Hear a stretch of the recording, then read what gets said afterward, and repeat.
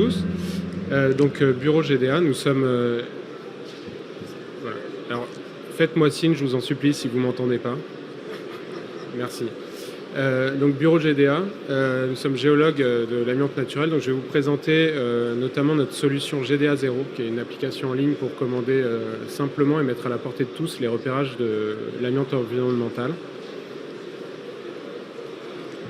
Alors, je vais vous donner d'abord un tout petit peu de contexte. Nous, Bureau GDA, nous sommes une jeune structure. Plus fort, ok. Ok, ça s'emballe. Super. Donc nous sommes une jeune structure fondée autour des compétences complémentaires de trois amis, en fait un géologue, Brice Sevin, moi-même et Xavier Delamotte qui est développeur. On s'intéresse au sujet de l'amiante environnementale quasi exclusivement et à tous les niveaux où cette problématique peut être rencontrée, c'est-à-dire avant travaux, pendant les travaux. Et également, nous proposons des formations et de l'accompagnement à l'intégration du risque dans les politiques de prévention des entreprises. Ensuite, l'amiante environnementale, en quelques mots pour cadrer un petit peu le sujet, c'est pas forcément une notion qui est connue. À la base, l'amiante qui a été intégrée dans les produits du bâtiment, c'est un minéral qui a cristallisé en fibre et qu'on peut retrouver dans un certain nombre de formations géologiques. On sait que l'amiante est un cancérigène pour l'homme quand il est respiré, quand les fibres sont en suspension dans l'air et sont respirées. Et l'amiante qu'on peut trouver dans les formations naturelles n'est pas moins dangereuse.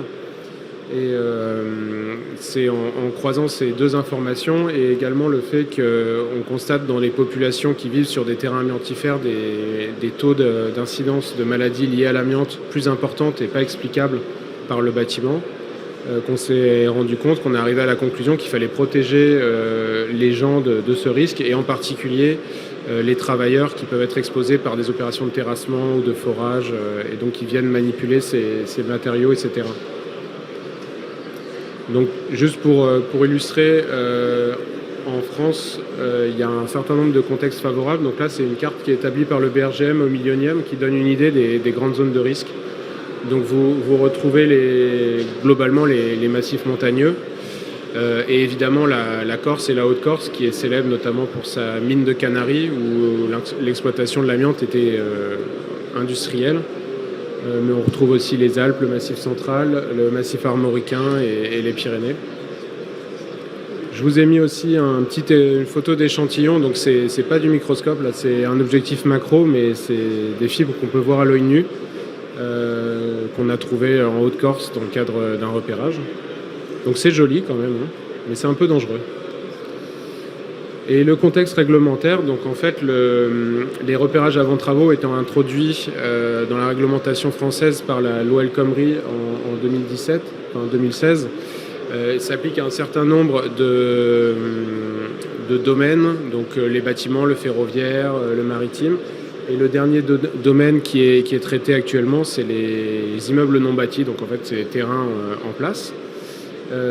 Et c'est un repérage avant travaux, donc ça va concerner les opérations de travaux qui viennent impacter des terrains en place. Donc je vous ai mis quelques exemples, mais tout ce qui est sondage ou reconnaissance géologique, les forages, quel que soit le but, les travaux souterrains évidemment, tout ce qui est tunnels, fondations, même peu profondes, mines et carrières et tout type de terrassement. Et comment doit être fait ce repérage? Donc la bonne nouvelle, c'est qu'on a la réponse à cette question depuis l'an dernier, puisqu'il y a une norme qui est sortie, la NFP 94001, qui définit en fait la méthode que doit appliquer le géologue pour déterminer le risque de rencontrer de l'amiante sur le périmètre concerné. Et ensuite, il reste encore malheureusement un petit flou sur l'application stricte de cette norme et du principe de repérage, puisqu'on attend un arrêté du ministère du Travail pour statuer sur ce sujet. A priori, il devrait sortir en début d'année prochaine, avec un petit peu de temps pour mettre en place les formations des géologues et que les entreprises se préparent. Donc pour une application obligatoire sur 2024-2025, sur a priori on va dire un large 2/3 de la France du Sud, puisque les départements en vert sur cette carte devraient pouvoir être exclus automatiquement puisqu'il n'y a aucune formation propice. Et donc c'est pour répondre à cette nouvelle obligation du repérage qu'on a développé GDA 0. Et notre objectif, c'est de pouvoir rendre accessible à n'importe qui. Donc en fait, les gens qui doivent faire ces repérages, c'est des collectivités, c'est des particuliers, c'est des entreprises, c'est des gens qui ne sont pas géologues et qui ne maîtrisent pas forcément ni le vocabulaire, ni tous les concepts. Donc de proposer un outil très ergonomique et très simple d'utilisation en ligne pour que le A0 puisse être récupéré très vite, à moindre coût, et qu'en fait ça ne soit pas un obstacle à la protection des travailleurs. Et en fait la chance qu'on a avec la norme, c'est qu'elle prévoit un premier volet qui est documentaire exclusivement, qui s'appelle le A0, et qui permet de faire une évaluation du risque par un géologue sur la base des informations qui existent déjà. Donc il y a toute la base du BRGM, mais il y a aussi d'autres sources de documentation. Et en fait, la collectivité, le client, va juste nous donner son périmètre de travaux, et nous, notre géologue va se baser sur les informations disponibles et va déjà donner un premier niveau de risque. Donc dans de nombreuses situations, on va pouvoir s'arrêter là parce qu'on identifiera qu'on n'est pas sur des formations à risque. Et dans d'autres situations un petit peu plus compliquées, il faudra aller plus loin et venir sur le terrain. Donc notre solution s'applique à ce niveau documentaire. Et donc elle présente les avantages suivants, c'est-à-dire que comme on a développé un outil extrêmement pratique pour notre géologue pour rassembler les informations et synthétiser tout ça dans le rapport, ça nous permet de les proposer rapidement, peu cher, avec une grande fiabilité, puisqu'en fait on capitalise sur la donnée au fur et à mesure qu'on fait des repérages. Nous on les garde en base, et quand on a un nouveau repérage à faire qui est proche, on peut récupérer toutes ces données, toutes ces synthèses qu'on a déjà faites. Il y a évidemment la notion de sécurité juridique, puisque le fait d'avoir le rapport qui suit strictement la norme permet son opposabilité, notamment pour des questions d'assurance ou pour l'inspection du travail. Et la DGT garantit que si la norme a été respectée, même avant l'arrêté, les repérages resteront valables et il n'y aura pas besoin de tout refaire. Donc ça, c'est important, surtout aussi si on a des chantiers un petit peu sur le long terme, des grands projets qui vont s'étaler jusqu'en 2024-2025. Et évidemment, le bénéfice principal, c'est d'avoir la capacité de protéger les salariés et les travailleurs qu'on envoie sur les chantiers en connaissance de cause. Donc voilà, je ne vais pas m'étaler beaucoup plus sur les fonctionnalités. Du point de vue du client, on s'est attaché à faire quelque chose d'extrêmement ergonomique. On sélectionne sa zone de travaux sur un genre de Google Maps. Et ensuite, il y a une édition de devis. On peut payer en ligne ou payer le devis par ailleurs. Et finalement, du point de vue du client, ça s'arrête là. Donc c'est vraiment simple. Il n'y a pas besoin de connaissances spéciales, de SIG ou de choses comme ça.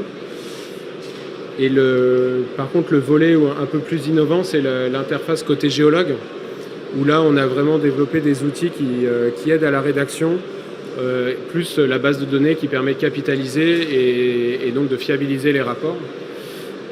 Et du coup, on propose également en fait GDA 0 en accès SaaS. Donc c'est un outil qui peut être utilisé aussi par un géologue qui n'est pas GDA, mais qui est compétent sur l'amiante, pour lui-même rédiger ses A0.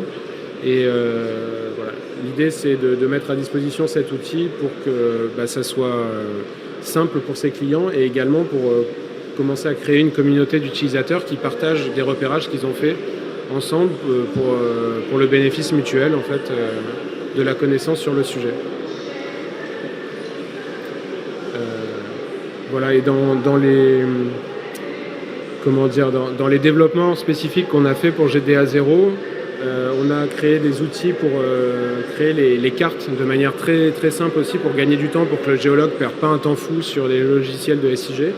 Et également un petit module pour faire des coupes qui est vraiment très performant et qui permet de gagner un temps fou par rapport au SIG. Alors pour tout ça, je vous invite à venir nous voir en A30 pour faire une démo si vous êtes géologue intéressé plus par la partie back-office du logiciel. Et si vous êtes intéressé sur la problématique en général, on a aussi des échantillons sous résine, tout va bien. Voilà, et un de nos géologues est là, Stéphane Le Simple, donc il pourra aussi répondre si vous avez des questions un peu techniques sur le type de terrain favorable à l'amiante environnementale, parce que Je dois vous l'avouer, je ne suis moi-même pas géologue, donc je ne pourrais pas répondre à ces questions-là.